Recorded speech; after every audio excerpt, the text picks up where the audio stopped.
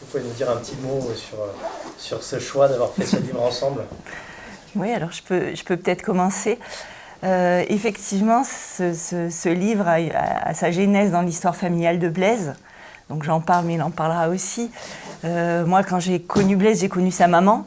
Et du coup, j'étais assez fascinée par son histoire à elle, d'alpiniste, et son parcours de femme en montagne. Et puis, autour d'elle, autour d'eux, il y avait tous ses amis, compagnons de cordée, femmes, ce qui était un peu original à l'époque quand même. Et Blaise a croisé quand il était petit Wanda Rupkiewicz, Martine Roland, Catherine Destivelle. Voilà, autant de femmes qui ont eu des histoires incroyables, qui ne sont pas forcément connues ni reconnues dans le monde de l'alpinisme. Et c'est pour ça qu'on a voulu leur rendre hommage et écrire cette histoire un peu avec ce regard-là à deux, et d'avoir peut-être ma touche féminine aussi. C'était important. C'était important. Et alors, là, vous vous attaquez finalement, et vous le dites aussi dans le livre, à une des activités, j'allais dire, les plus masculines, un peu comme l'histoire militaire finalement, avec le même vocabulaire qu'on va employer. Et alors, qu'est-ce qui explique pour vous un peu cette opposition au départ, justement, entre alpinisme et féminin finalement? Alors dans le préambule, on essaie un peu de se positionner sur ce sujet-là. Est-ce qu'il y a un alpinisme au féminin qui existe réellement? C'est une question en fait, parce que pourquoi mettre un genre sur une activité? Donc on a eu cette question, on s'est même posé la question de est-ce qu'il y avait une légitimité à mettre ce titre-là. Et oui, il y a une particularité qui est que l'alpinisme est une activité hyper masculine depuis le départ, et que la partition, les règles du jeu ont été établies par des hommes au départ. Donc, et ça, on s'en est pas tant rendu compte que ça, moi, dans ma jeunesse. En fait, je l'ai découvert en faisant ce livre, de se rendre compte que l'écriture des codes, des règles du jeu, elles sont fondées par des hommes.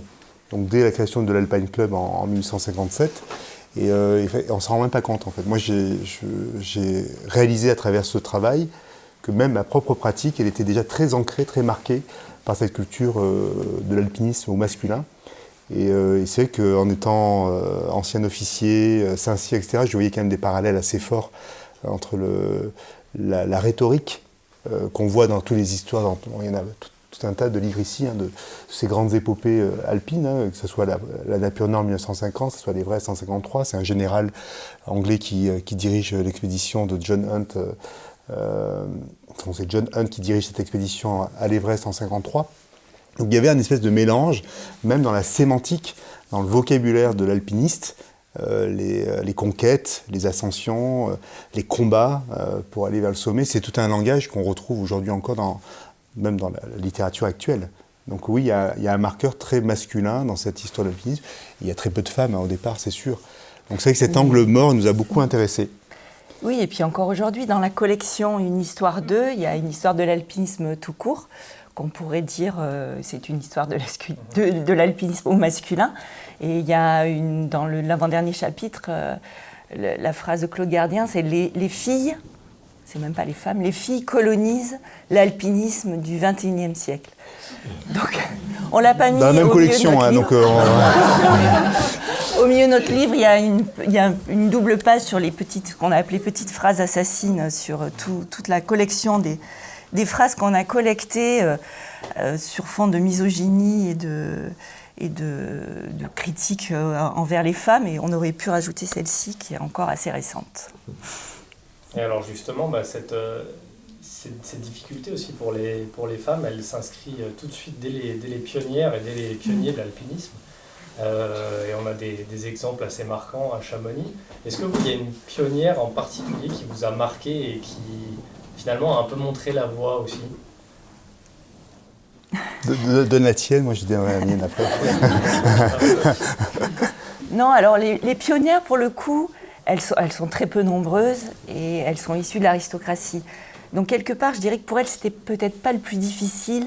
Pour certaines, elles avaient de l'argent, elles avaient du temps, elles avaient les moyens de faire élever leurs enfants si elles en avaient par d'autres. Donc c'est quand même un contexte assez particulier. Moi, j'avais un petit faible pour Fanny Workman, qui a cherché déjà, donc à la fin du 19e, début 20e, à être la femme la plus haute du monde, et qui, au-delà de sa carrière d'alpinisme, qui est quand même notable, a pratiqué le voyage à vélo pendant des années. Ils ont fait quelques 30 000 kilomètres avec son mari jusqu'en Inde. Elle a vraiment un destin exceptionnel. Et voilà, moi, c'est mon coup de cœur pour cette période-là. Alors, pour cette période-là, moi, alors c'est grâce à Stéphanie qu'on l'a découverte. Il y avait un petit livret au centre doc de l'ENSA sur un livret de course d'une femme qui s'appelle Kate Richardson. Et moi, j'ai eu mon petit coup de cœur avec Kate. Parce qu'en fait, elle a fait tout ce que font les gens aujourd'hui bien avant tout le monde. C'est-à-dire qu'elle a fait, dans des saisons de quelques semaines, elle enchaînait les 4000 en partant du bas de la vallée, en reliant les vallées les unes aux autres à pied. Et elle a fait des records de vitesse, mais hallucinants, au Cervin.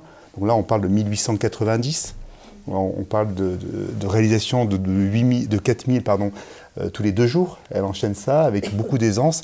Elle va faire la première de la Meije. Elle va faire la première homme-femme confondue avec guide, c'est vrai.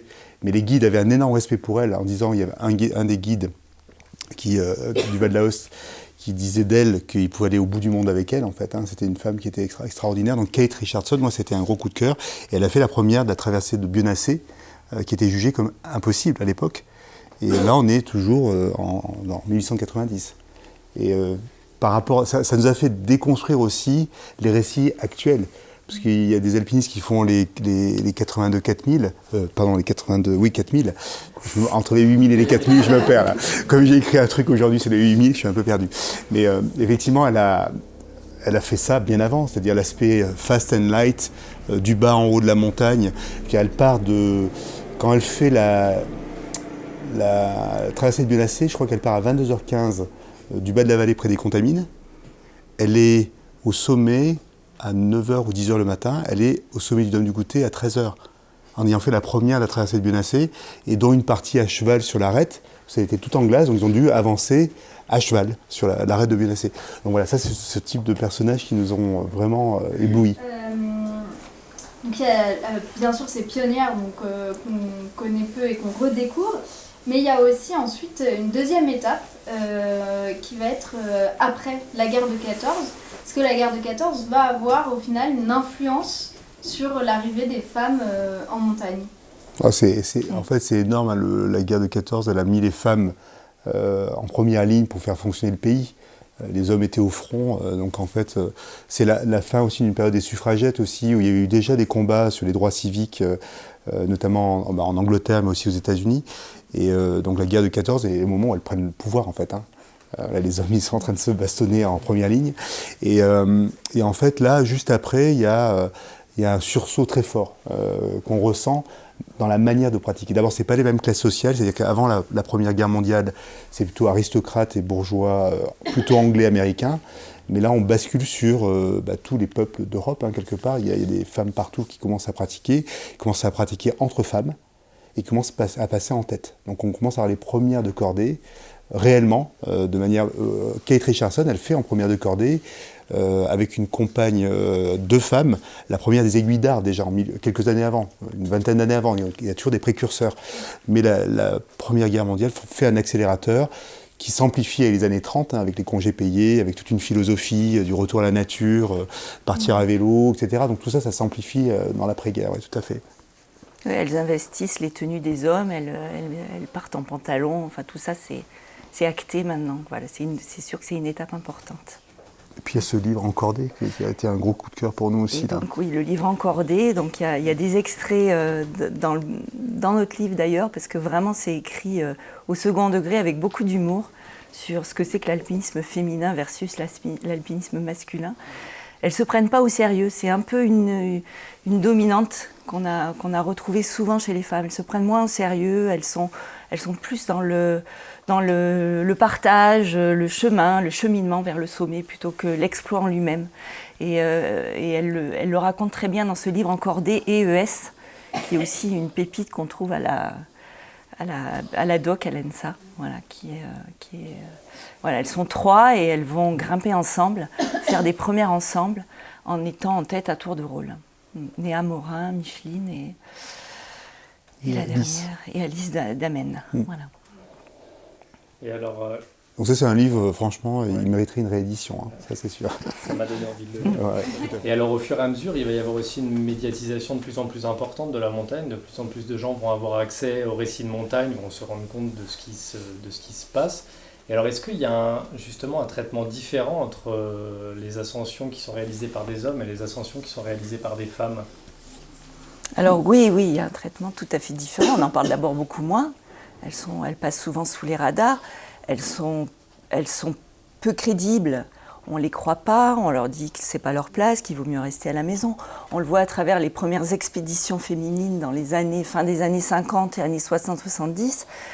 Il y a des femmes qui mettent sur pied des expéditions entièrement féminines pour aller essentiellement sur les 8000 à cette époque. Elles sont complètement décriées, moquées. On ne leur donne pas de financement. C'est vraiment compliqué pour elles d'y aller. Et pas de chance, en plus ça ne se passe pas très bien. Ces premières expés féminines, elles se soldent pas mal par des échecs, voire des tragédies avec des cordées entières qui décèdent sur la montagne. Et c'est un gros coup d'arrêt quand même pour les femmes à ce moment-là, parce que on dit, vous voyez, on a raison, elles auraient dû rester chez elles, hein, franchement, elles n'avaient rien à faire là-haut. Mais elles l'ont fait et elles ont ouvert la voie. Et c'est ça qui est important, parce que derrière, il y en aura d'autres qui fonctionneront avec d'autres femmes et d'autres tentatives de sommet. Et sur la partie médiatique, évidemment que le traitement n'est pas le même aussi. Moi, j'ai remarqué dans les chroniques nécrologiques en particulier, quand les femmes décèdent en montagne, et encore aujourd'hui, tout de suite, la première information qui est donnée, c'est le nombre d'enfants qu'elles ont. Un tel, mère de 2 enfants, 3 enfants, est morte je ne sais où. Et les alpinistes qui meurent en montagne, hommes, c'est jamais mentionné. Et pourtant, ils sont pères tout autant que les femmes. Et je trouve ça injuste. C'est déjà difficile pour les femmes d'aller en montagne. On l'évoque dans certains chapitres, la question d'être une femme en montagne, d'être une mère en montagne, etc. C'est complexe. Et souvent, elles ont la double peine. Elles sont culpabilisées. Voilà. Ouais, très très fortement. Ouais. Non, la médiatisation, elle vient aussi dans les récits. Les récits sont très asymétriques en fait. Hein. On s'est rendu compte que sur l'ascension du Cervin, Lucy Walker qui a gravi le Cervin, donc la première ascension, elle est 6 ans après la première de Whymper. Donc c'est juste après, hein, à l'échelle des 2 siècles, c'est rien du tout. Et en fait, à Zermatt, aujourd'hui, donc sur la page Wikipédia du Cervin, il n'y a pas de mention de femme, en 2024. Hein. Et ils ont mis une plaque l'année dernière pour Lucy Walker et peut-être Meta Brevoort. Ouais, ils ont mis une plaque, voilà. Donc ça, c'était en 2023. Et il y a une petite salle maintenant au musée qui fait mention des ascensions. Donc sur le traitement, non, on ne peut pas dire que c'est équitable du tout. Enfin, c'est loin de ça. Lucy Walker, elle mériterait largement... elle a été extraordinaire aussi, parce qu'elle l'a fait, et il n'y a eu personne qui est mort aussi, hein, parce qu'elle a gravi la première ascension du Cervin qui est médiatisée, il y a quand même 4 morts. Lucy Walker, 6 ans après, elle réussit, très bien, mais on ne parle pas d'elle. Voilà, donc c'est très particulier. Et effectivement, vous le disiez, la question de l'échec, elle n'est pas du tout perçue de la même manière, en fait, entre les hommes et les femmes. Et je me permets de vous citer, parce que cette phrase, elle m'a marqué, justement, et elle fait bien sentir, justement, l'essence aussi de votre livre, puisque vous dites « Quand les échecs masculins sont vus comme de la fatalité, un brutal coup du sort, les femmes n'ont droit ni à l'erreur ni à la malchance. Un désir de conquête pour un homme est courageux, téméraire, pour une femme il est futile. » Et je trouve que là, ça résume totalement, finalement, un peu ce que vous avez dit, et c'est ce qui est assez marquant dans le livre. Alors, vous l'avez dit aussi tout à l'heure, il y a une double page assez incroyable au milieu du livre. Vous avez des phrases un peu... vous avez relevé des phrases dites assassines. Et il y en a 2 que je voudrais relever et qui me permettront de vous poser une autre petite question. La première, c'est un guide à Henriette d'Angeville qui redescend du Mont Blanc. Et ce guide lui dit « C'est formidable ce que vous avez fait, mademoiselle, mais il faut convenir que le Mont Blanc aura bien moins de mérite maintenant que les femmes l'ont conquis. » Et puis, la seconde, donc là on est en 1959, c'est Lucien Devy, président de la Fédération française de la montagne, à propos de l'expédition féminine au Cho-Oyu de Claude Cogan, que vous avez évoqué. Et où il dit « Si elles réussissent, cela confirmera mon impression que le Cho-Oyu est une montagne à vaches. » Alors justement, ça me permet un peu de poser cette question aussi. Sur la dépréciation finalement d'un sommet quand il est réalisé par une femme, est-ce que c'est quelque chose qui vous a marqué justement en travaillant sur ce livre? Est-ce que vous avez eu le sentiment que tous les sommets finalement sont totalement dépréciés lorsqu'ils sont réussis par une femme? Alors paradoxalement, moi les petites phrases assassines, je les ai pas vues. C'est Stéphanie qui les a vues. Non mais je veux dire, je les voyais plus. Ah oui. C'est-à-dire qu'elles sont là, mais on a pris l'habitude de ce type de tacle entre guillemets, et même on en sourit. Mais en même temps, on y est moins sensible. Donc moi, je reconnais que la page, c'est totalement toi qui l'a, au fur et à mesure des lectures, de ce qu'on creusait, en fait, à extrait, et encore, on pouvait en faire un livre complet. Il y en a quasiment dans tous les récits, même assez puissants, des récits qui ont inspiré l'histoire de la montagne, en fait. Et dedans, il y a toujours des petites choses qui sont des petites crasses, en fait. Et moi, je les voyais plus, en fait. Donc c'est pour ça que je préfère te laisser... Oui, moi ça me fait penser à l'histoire de Lydia Abradé, qui était la première femme sur l'Everest sans oxygène, et qu'il raconte très bien dans un livre qui est paru aux éditions Guérin. Donc qui est montée finalement seule parce que ses compagnons de cordée ont tenté le sommet la veille et il a fait mauvais, ils ont dû redescendre. Elle a préféré attendre, elle est montée là-haut seule et personne ne l'a crue et pendant des années on l'a traitée de menteuse. Elle a été réhabilitée beaucoup plus tard finalement et quelque part ça portait ombrage à ses compatriotes néo-zélandais qui, eux, auraient bien aimé être les premiers là-haut, les premiers néo-zélandais tout court au sommet de l'Everest, sauf que c'était une femme. Et si on disait qu'elle était une menteuse, ils avaient peut-être une chance d'avoir ce trophée-là. Voilà. Et ça, c'est la réalité. Alors, ça a quelques années, mais j'espère quand même qu'aujourd'hui, c'est un peu moins vrai. Il me semble que c'est un peu moins vrai, mais bon, voilà. Mais il y a quand même toujours ce biais qui est très fort en fait. C'est vrai que le récit, quand on redescend dans la vallée, alors cette vallée, Chamonix, on est au cœur du sujet, c'est la manière dont on raconte l'histoire. On gravit les montagnes d'une certaine manière, mais c'est comment on bâtit un récit derrière pour devenir un héros épique. Et voilà, on peut reparler d'Inoxtag aussi, c'est la même chose. Comment on se grandit par l'ascension, c'est le récit qui fabrique ça. Et forcément, s'il y a une femme qui est là, s'il y a quelqu'un qui est unijambiste, quelqu'un qui est... Voilà, ça déprécie complètement la chose. Donc le fait qu'aujourd'hui, il y ait une banalisation des ascensions par plein de gens qui ont des projets, même Inoxtag, entre guillemets, fait de l'ombre aux alpinistes, les vrais. Parce que quelque part, il y a des gens qui n'arrivent pas, en étant des alpinistes, à faire ça. Et donc oui, il y a ces repères qui sont déstabilisés par la présence des femmes, ça c'est sûr, et que l'aspect épique du récit est moins glorieux. Donc... comment on revient dans la vallée à raconter une chose qui a été gravée par une femme, quoi. Et selon vous, justement, si ça avait été une youtubeuse qui a été allée au sommet de l'Everest, il y en a plein qui essayent. Là. Il y a une américaine qui est morte l'année dernière, qui voulait être la première américaine qui a fait les 14-8000, c'est ça, les deux américaines qui sont mortes dans l'avalanche. Et on a besoin de notre expert, François. Elle était youtubeuse, elle, voilà. Donc elle est un peu dans le même registre, elle est morte dans une avalanche, mais dans cette espèce d'obsession médiatique. Mais là, on est sur un autre sujet, qui est les 8000 aujourd'hui, qui est et là, homme-femme, j'allais dire, il n'y a pas grand monde qui s'en sort bien, quoi, en fait. C'est pas... Enfin, on peut pas tout mettre dans le même sac, mais il y a, dans cette furie récente, il y a quand même des choses qui sont dans un autre registre, en fait, que le rapport homme-femme. Et donc il y a chez ces femmes aussi une figure, j'ai l'impression, quand on lit le livre aussi, qui a fait un peu basculer les choses, c'est Catherine Destivelle. On a quand même l'impression qu'elle a été une figure importante qui a permis aussi un peu le changement des mentalités pour après.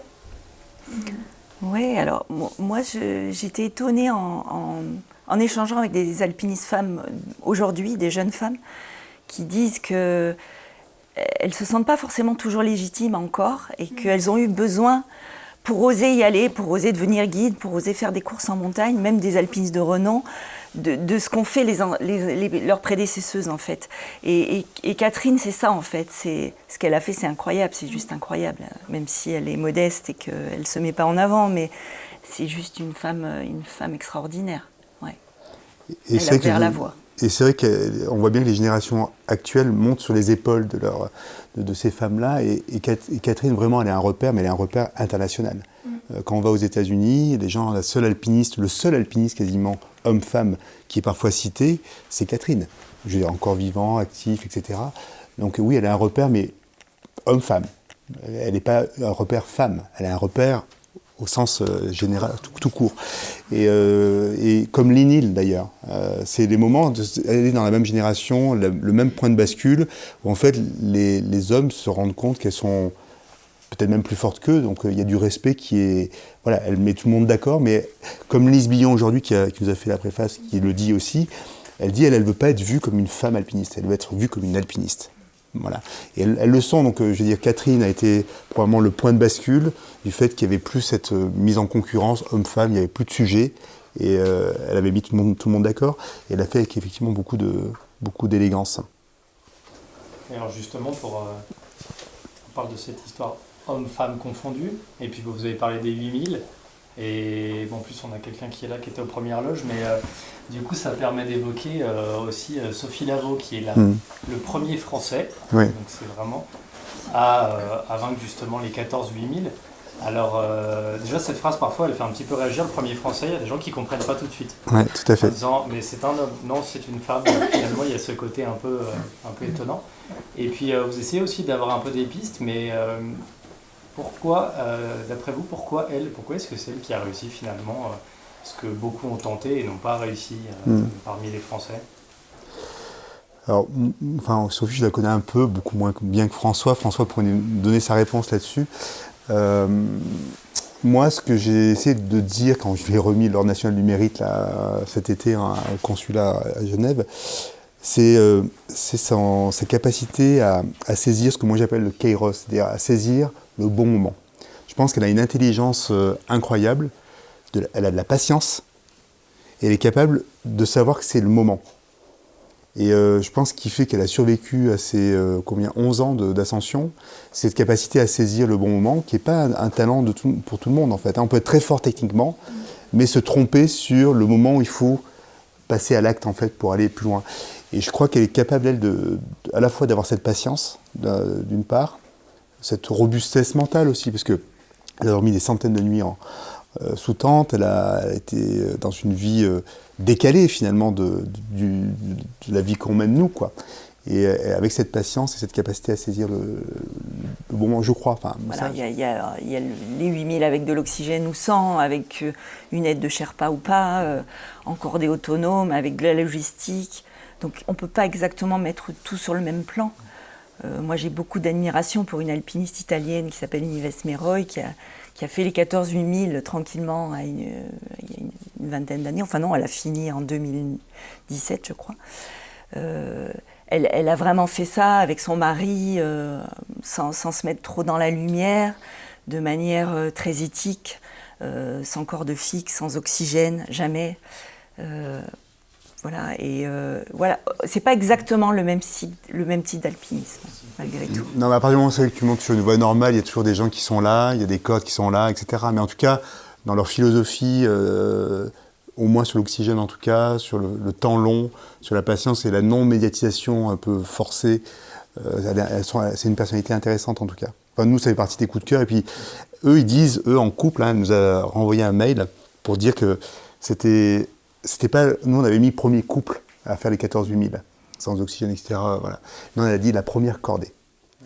Là aussi, elle a voulu dégenrer le succès, parce que toujours dans ce débat, non, ça veut dire couple, ça veut dire que moi, je serais la femme, toi, tu serais l'homme, et ça serait ça qui justifierait d'être le premier de quelque chose. Donc ça, là aussi, on a eu un petit mail et des petits recentrages pour nous dire... Et en même temps... Liv Sanzoz, là, qui a réussi le K2 cet automne et qui a décollé en parapente, nous disait, on l'avait appelée un peu après, elle nous disait mais les femmes, elles grimpent pas de la même façon et pas pour les mêmes raisons que les hommes. Donc voilà, je pense qu'il y a des tas de façons de faire de l'alpinisme, et aussi bien entre un homme et une femme qu'entre deux femmes ou deux hommes. Et il n'y a pas de règle en tout cas. Mais en tout cas, nous quand on a écrit ce livre, au début, on se disait non, il n'y a pas de sujet. Et même Glénat nous disait il n'y a pas de sujet, c'est une histoire d'alpinisme, point. On veut dégenrer tout. Et en même temps, dès qu'on commence à regenrer, on se rend compte qu'il y a une réalité très forte à lire les choses à travers aussi cette question du genre. Donc c'est une grille de lecture qu'on ne peut pas effacer. Et nous, on s'en est rendu compte à la lecture de tous ces textes anciens, de cette découverte de personnalité, qu'on ne pouvait pas faire l'économie de rentrer dans l'histoire de l'alpinisme par cette clé, pour essayer de comprendre 2-3 trucs. Et en relation avec la société, évidemment. Mais Et donc on ne peut pas encore échapper à ça. Peut-être un jour on y échappera, mais on est encore loin du compte. Hein. On est encore très très loin du compte par rapport à ce dégenrage de l'activité. Parce que du coup, il y a aussi parce que on parle de femmes alpinistes et c'est là où aussi on voit qu'on est encore un peu loin, c'est que on parle pas au nom, enfin on va parler des femmes guides et il y a une statistique que vous notez qui est encore forte puisque en 2020 on dénombrait 33 femmes guides sur 1650. Donc ça montre encore que le chemin il n'est pas acquis. Non. Alors, la statistique sur les guides, bon, elle est ce qu'elle est, mais elle est à l'image du reste. Hein. Ça, c'est sûr que pour l'alpinisme, en tout cas, on est dans ces ratios d'écart très forts. Même sur l'alpinisme de haut niveau, il y a quand même de plus en plus de femmes qui sont présentes. Hein. C'est incroyable. D'ailleurs, il y a beaucoup de femmes là, ces dernières années qui émergent. Mais sur le métier de guide, c'est un métier qui est encore très marqué, mais pour d'autres raisons encore, parce que peut-être même pour une athlète, c'est plus facile d'être athlète femme de haut niveau que d'être guide qui travaille avec les contraintes du travail, etc., que d'être une star, entre guillemets. Je pense qu'il y a une contrainte du métier qui est forte. Mais effectivement, et c'est pareil dans tous les pays qui fabriquent des guides, sauf aux États-Unis, où il y a une réalité du guide qui n'est pas la même.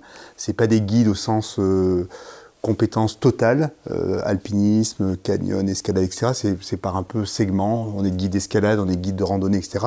Et là, il y a un plus grand équilibre. Et d'ailleurs, dans les découvertes qu'on a pu faire aussi, c'est les histoires des clubs alpins. Quels sont les clubs alpins qui ont autorisé les femmes, à quelle date? Ça a été un truc de fou en fait. Hein. Moi, j'avais pas les dates en tête. Hein. Je ne sais pas si on peut faire un petit quiz là. Création du club alpin anglais, quelle année? 1857. Autorisation des femmes, d'accueillir les femmes à l'intérieur du club alpin anglais? 1970. Non, 1857, 1970. Club alpin suisse. Encore un peu pire, hein, quelques années plus tard, etc. Donc en fait, c'est des choses qui sont assez incroyables, hein, de se rendre compte que ouais, on a vécu dans ces schémas sans que ça fasse l'objet de grands sujets, quoi. Il y a quelques clubs qui ont été créés pour les femmes, hein, évidemment, dès les années 1900, mais pas tant que ça, quoi. Voilà. Donc vous allez découvrir des trucs assez qui nous rendent assez surpris. Oui, hein. il y a un retard global dans tous les sports, dans beaucoup de disciplines. Enfin, les femmes, elles ont été autorisées à courir le marathon en 1984, je crois. Hein. Donc voilà, c'est un peu dans le même mouvement, quoi. Sauf que c'est l'alpinisme, c'est encore plus masculin, donc il y a encore plus de retard. Et c'est plus haut. C'est plus haut, voilà, c'est ça. Il y a plein de choses qui sont poussées à leur paroxysme. Mais c'est que on est dans une période qui est chouette parce qu'on on a senti que là, sur les générations qui sont là, le sujet, que ce soit pour les guides d'ailleurs, c'est en train de changer, mais c'est maintenant. C'est pas il y a 20 ans. On est dans les années 2020 et ça commence à bouger maintenant, quoi. Voilà. Mais il faut accompagner ce mouvement. Il y a maintenant des sections de la Fédération française des clubs alpins, Lead the Climb. Il y a des initiatives qui sont portées pour aider aussi à se mettre en compétence pour aller vers ces métiers qui sont exigeants. Donc voilà. Donc ça, c'est des choses. L'affirmative action, c'est assez récent. Il y a des gens comme Marion Poitevin qu'on évoque, hein, qui ont poussé aussi le sujet pour pouvoir en faire des sujets, parce que finalement, si on ne pose pas le sujet sur la table, il n'est jamais évoqué. Alors on espère que ce travail permettra de mettre le débat dans plein d'organisations. Et alors, dernière petite question, est-ce que vous allez réclamer à Glénat une fusion de l'histoire de l'alpinisme et de l'histoire de l'alpinisme féminin? On va brûler l'autre. Non, ils sont complémentaires, mais c'est vrai qu'on a quand même une épaisseur qui est équivalente, et on n'y a pas mis des gens qu'on n'a pas senti être dans une grande histoire, en fait. Et donc oui, il y avait quand même des manques, je pense. Mais ce serait une bonne idée de fusionner les deux, ouais, tout à fait. Est-ce que les femmes ont une relation au risque différente des hommes? Oui, donc statistiquement, il y a une différence. Il y a des pourcentages qui ont été calculés. Il y a Maud Van Poel qui avait fait une étude sur l'accidentologie des femmes, etc., en prenant des bonnes bases de comparaison statistiques, hein, parce que si on fait un peu de manière générale, c'est compliqué. Donc oui, il y a une différence réelle d'exposition. Elle est en train de se gommer, c'est-à-dire qu'on voit de plus en plus de femmes en athlètes de haut niveau qui meurent en fait. Hein. Même chez les femmes guides, hein, il y a eu une année où il y a 2 femmes guides qui sont mortes. Il n'y avait eu aucune femme guide qui était morte pendant les 30 premières années. Et en une année, il y a 2 jeunes femmes guides qui sont mortes. Donc les choses sont en train malheureusement de se rééquilibrer. C'est-à-dire que la courbe qui était en écart très fort est en train de se niveler. Donc ça, c'est une première réponse. À exposition équivalente, la réponse est encore le risque est différent, enfin les risques pris sont différents, ça, tout à fait. Donc il y a moins de mortalité chez les femmes à date d'aujourd'hui, mais je répète, c'est en train vraiment de s'estomper, quoi. C'est en train de s'estomper. Et les femmes alpinistes dans les pays en développement? Alors on fait attention à ça. Forcément, on a une lecture assez française de l'histoire de l'alpinisme. On s'est fait la réflexion cet hiver dans le musée Messner, où il y avait toute une frise d'histoire de l'alpinisme, et c'était pas du tout la même que la nôtre et que la même que la version officielle française. Et donc chacun a sa vision. On a essayé d'introduire des figures un peu étrangères dans notre livre, évidemment, et on a fait un chapitre quand même sur « Et ailleurs », pour dire que l'alpinisme, effectivement, c'est une histoire de classe sociale. Et encore aujourd'hui, pour pratiquer la montagne, il faut sans doute être éduqué, avoir des moyens, ça c'est la base. Et il y a encore beaucoup de pays où les femmes, c'est même pas la question, évidemment. En Afrique, en Amérique du Sud, faire de l'alpinisme, ça commence un peu. Et on a essayé d'aller chercher quelques noms et quelques personnalités. Mais ça reste vraiment un tout petit... Oui, il y a des beaux mouvements. Donc, il y a eu un film là, sur les Cholitas. Donc, c'est boliviennes qui étaient à faire la cuisine, qui ont décidé d'aller gravir la Concagua. Elles étaient 5 ou 6 et c'est magnifique. Elles sont en tenue Cholitas. Donc, c'est une tenue avec le chapeau un peu melon et la grande robe. Et elles sont allées à la Concagua. Certaines ont réussi la Concagua. Donc, on est allé chercher ces histoires-là pour montrer qu'il y avait aussi ce sujet des classes sociales qui était aussi un élément bloquant de la pratique de la montagne. On a parlé d'une alpiniste iranienne aussi, qui est sur une compétition d'escalade, a enlevé le voile et elle a eu des conséquences extrêmement lourdes. On peut prendre l'Afghanistan, il y avait des associations là-bas qui œuvraient pour que les femmes aillent en montagne. Forcément, le retour des talibans a arrêté tout ça. Et le festival Femmes en montagne? Non, c'est un super festival c'est en ce moment. Ça a commencé hier ou avant-hier, c'est un peu à distance, mais donc moi j'ai la chance d'être dans le jury cette année. Donc depuis 10 jours, on fait que regarder des films sur les femmes en montagne, donc là on est nickel un peu. Mais c'est super, au moment on s'est régalé. Il y a de tout, mais ça montre l'énergie en fait qu'il y a derrière ces mouvements, donc ça bouge pas mal. Qu'est-ce que veulent les femmes en montagne? C'est une excellente question. Je pense que aujourd'hui, en tout cas, les femmes ne cherchent pas à être à égalité avec les hommes. Elles ont leur propre pratique. Je pense qu'elles ont une approche plus sensible. Et c'est dur de faire des généralités. Peut-être elles y mettent un peu plus de spiritualité. Elles sont dans le lien, dans le lien fort d'amitié, souvent dans leur cordée. Ça, on l'a ressenti. Voilà, après, est-ce qu'on peut en faire une règle? Je ne suis pas sûre. Mais en tout cas, on a perçu cette spécificité quand même. Et cette complémentarité. Ce n'est pas forcément plus ou moins, en termes de plus ou de moins, mais voilà, Liv nous disait, moi en altitude, là j'étais super bien, j'ai un petit gabarit, en fait je m'adapte mieux que mon compagnon qui est... Voilà, allons savoir. Voilà.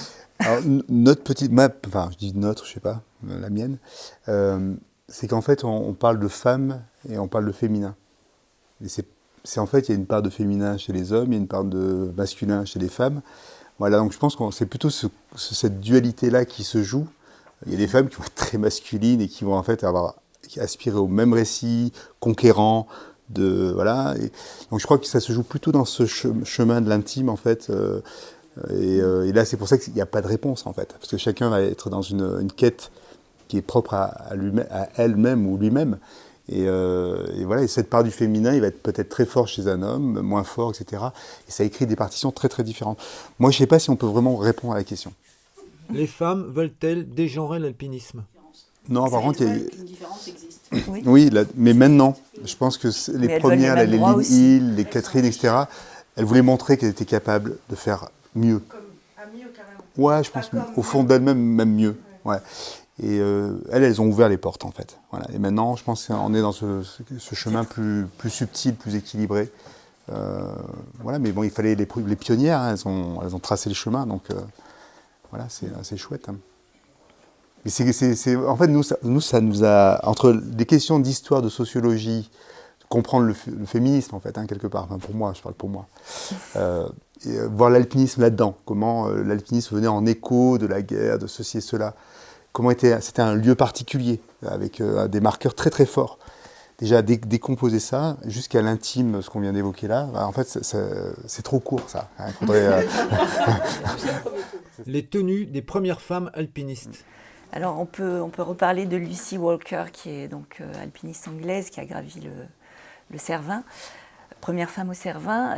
J'en parle parce qu'il y a un film qui a été fait par une historienne, journaliste suisse, et qu'on peut voir, hein, je pense, assez facilement, où elle a elle-même fait refaire la tenue de Lucie par une couturière avec les accessoires, le chapeau, les volants, la crinoline, le corset, etc., etc. Et elle a fait l'ascension. Le guide a juste dit « Bon, moi, je veux bien jouer le jeu, mais tu mettras un casque et on va mettre des crampons qui tiennent la route. Et sur la fin, on prendra une vraie corde et pas une corde en chambre.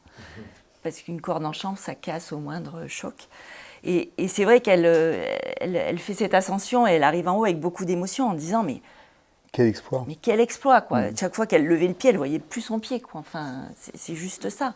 C'est pas adapté, c'est trempé.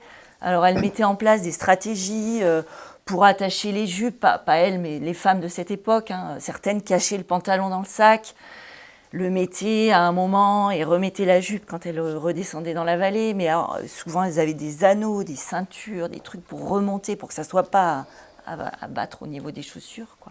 Mais c'est vrai qu'elles avaient du mérite, objectivement. Non, mais c'est vrai que la reconstitution du Cervin, franchement, elle souffre en fait. Hein. Elle est sportive, c'est une femme d'aujourd'hui qui est parfaitement entraînée à ça, et c'est compliqué.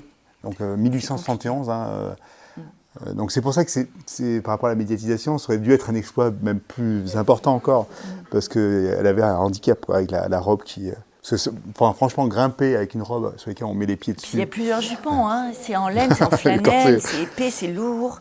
Ouais, non, Il n'y avait pas de médias, ça n'intéressait personne. Non, voilà, non. Tout à fait. Non, mais elle a eu un petit temps, je crois, une petite ligne. Un homme, il y avait déjà pas grand-chose. Avez-vous eu des regards différents sur la façon de traiter l'alpinisme au féminin ? Oui. Moi, j'avais des thèmes et des chapitres auxquels je tenais vraiment. Et je pense que Blaise ne les avait même pas en tête. Enfin, voilà. Après, on a été complémentaires aussi. Il est quand même plus au courant que moi de l'histoire de l'alpinisme en général. Voilà, il y avait des sujets qui étaient plus, disons, sur lesquels il était plus à l'aise et sur lesquels moi j'avais ma sensibilité. Le format du livre, il se prêtait quand même à l'écriture à deux, puisque c'est des petits chapitres indépendants les uns des autres. Donc on a choisi un peu, on s'est déterminé, toi tu vas écrire ça et moi ça. Enfin, mais on a toujours relu mutuellement nos textes et on a essayé d'être OK sur la version finale, quoi. Non, c'était super. Moi j'ai adoré, parce que c'est vrai que si j'avais écrit ça tout seul, c'était une catastrophe. Non, dans le sens où je serais passé à côté de sujets vraiment importants, vraiment. Et ce qui renvoie à la question de fond sur est-ce qu'il faut faire des lectures genrées, des choses. Mais oui, il faut le faire parce que nous autres, avec une dominante féminine moins importante peut-être, mais plus masculine, c'est-à-dire les hommes, on passe à côté de pas mal de trucs. Enfin, moi, je me rends compte que même dans la sémantique, tu utilises des mots, tu les ressens pas de la même manière. Donc, c'était fondamental d'être à deux. Oui, et puis je pense que c'était plus facile pour moi d'aller poser à une alpiniste femme des questions sur et comment ça se passe au camp de base. Est-ce que tu as tes règles? Est-ce que je ne sais quoi? Comment ça se passe physiologiquement parlant? Est-ce qu'il y a des choses que tu ressens? Est-ce que des douleurs? Voilà, c'était plus naturel, c'est sûr. Non, mais en même temps, on voulait prendre de la distance par rapport à un discours féministe. On ne voulait pas que ce soit un bouquin féministe. D'où le fait d'être à deux, avec deux sensibilités, etc., d'essayer de poser quelque chose qui ne rentre pas dans un... Même si elle est un peu militant quand même, ce bouquin, finalement. Mais voilà, on essaie de faire attention à ne pas faire du militantisme déguisé. Voilà. Donc le fait d'essayer d'équilibrer le regard.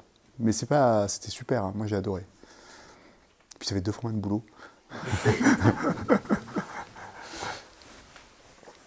Parfait, merci beaucoup. Et puis si vous voulez vous faire dédicacer le livre, au boulot. Je vous laisse Je vous laisse vous approcher. Voilà. Bah, merci en tout cas, merci à vous pour l'invitation.